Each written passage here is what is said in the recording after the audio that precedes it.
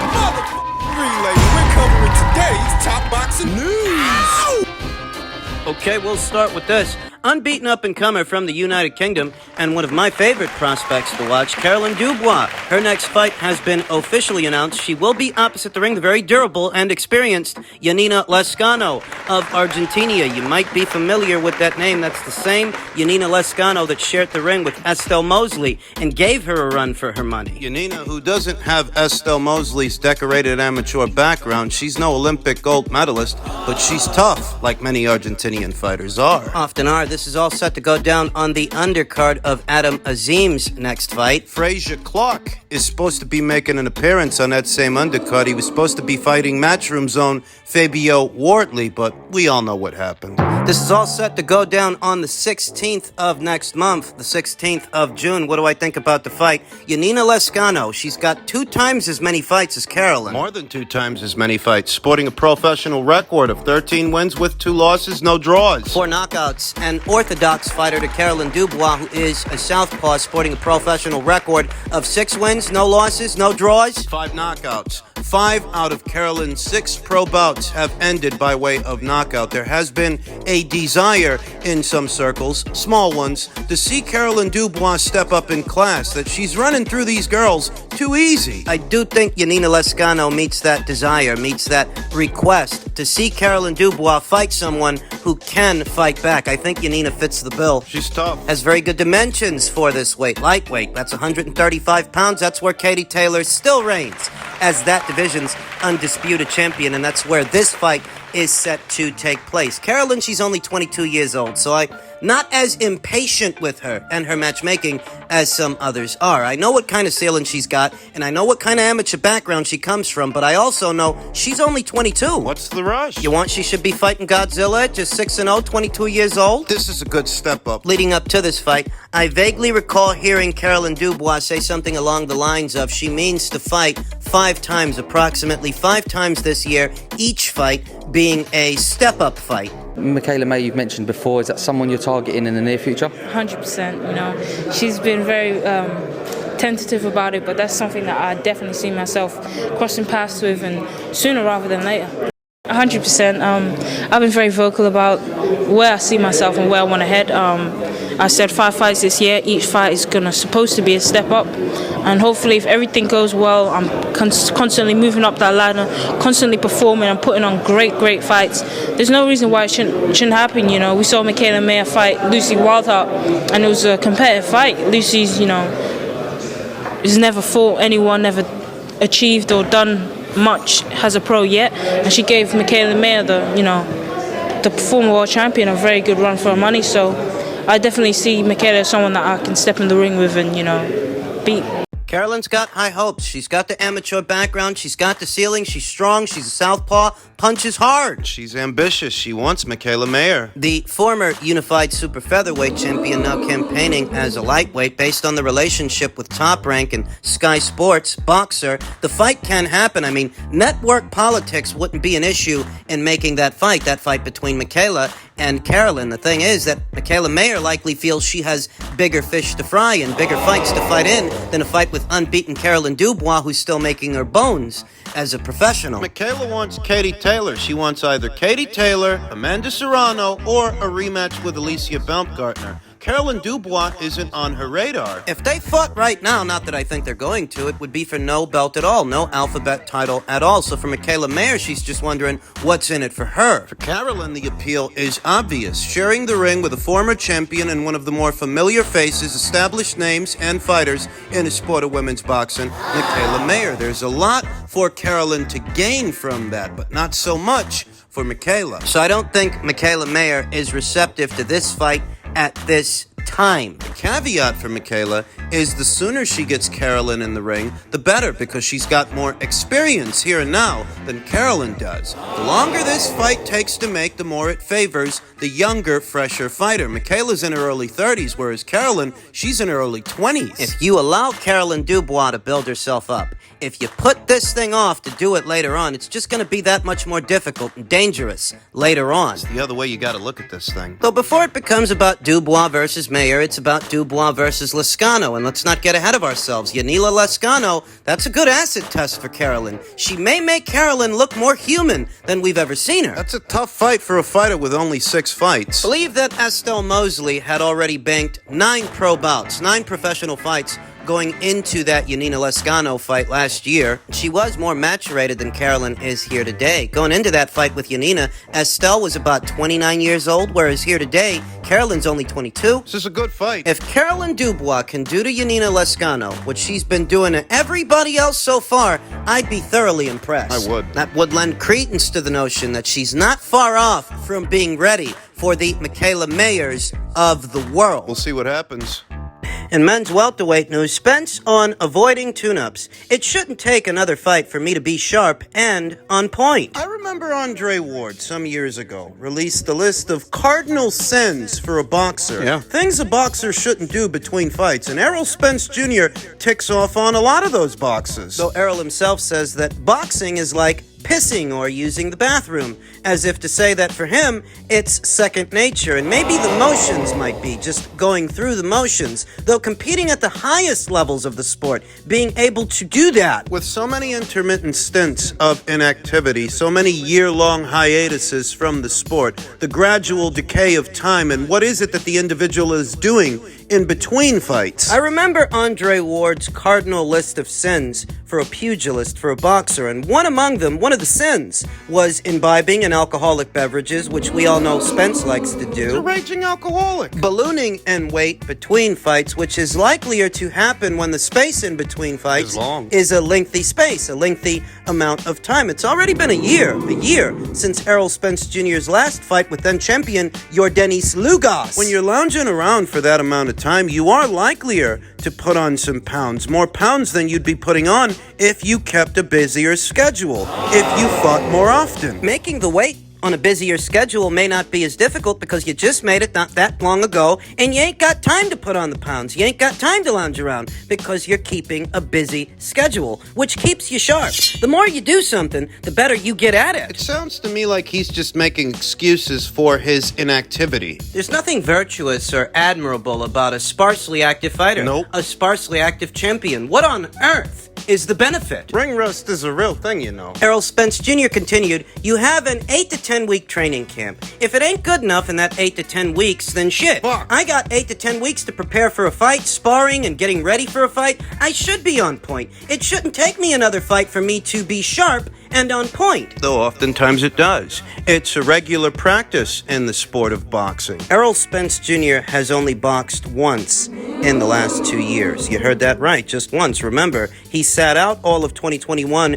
due to an eye injury. Had to withdraw from the Manny Pacquiao fight. Yordenis Ugas stood in his place, won the fight. Errol fought him the following year, last year. And that was a year ago. He himself says he's in negotiations for a Terrence Crawford fight. That's the only fight that he wants to have. Based on what he's saying, he has left his supporters with very little excuses if he fails, if he falters, and if they fight. I think he's going to. I've always thought Terrence Crawford would beat Errol Spence Jr. I'm talking about before the car accident in 2019. I've always favored Terrence to beat Errol Spence Jr. just based on the styles and what you see from the fighters. But you tack on the accident, the inactivity, the eye injury. I don't think there's much holding this guy together except scotch tape and bubblegum. He's been inactive for yet another year. It's been a year since his last fight. There's so much wrong with that. A unified champion in possession of most of the alphabet titles at this weight, not fighting. It doesn't lend itself to his profile, No. the division's profile. It doesn't create excitement. It doesn't bring money to the sport, money to the division. It's not good for anybody, to be completely honest with you. One of the contributing factors to a dwindling audience in the American market for boxing, inactivity. His stablemates, Jermell Charlo, hasn't fought in a year. His brother, he hasn't fought in 2. They may have their reasons, but everybody's got them. Everybody in boxing and everybody not in boxing. Just your regular Joe Blows with a 9 to 5 trying to make it. Everybody's got stuff going on. But there's nothing beneficial about these long hiatuses. Ring rust is a real thing. Spend too much time away from the sport and your reflexes, your timing, it's all going to be off in tandem with trying to make a weight that you haven't had to make in a long time for Errol Spence Jr. in particular, who has had an extended campaign as a welterweight. Think about how many things have happened and how many things we've seen while Errol Spence Jr. has been campaigning as a welterweight. How many undisputed champions have we seen crowned in men's boxing, women's boxing? Terrence Crawford became an undisputed champion, as did Josh Taylor. After him, Alexander Usyk as well. Canelo Alvarez. Naoya Inoue down there at bantamweight. Franchon Cruz at super middle. Clarissa Shields at middle. Junior middle. Katie Taylor at lightweight. Alicia Baumgartner at super feather. And Amanda Serrano at feather. Jessica McCaskill at welter. Think about how much we've seen. Think about how much time has passed and how much has already happened in the time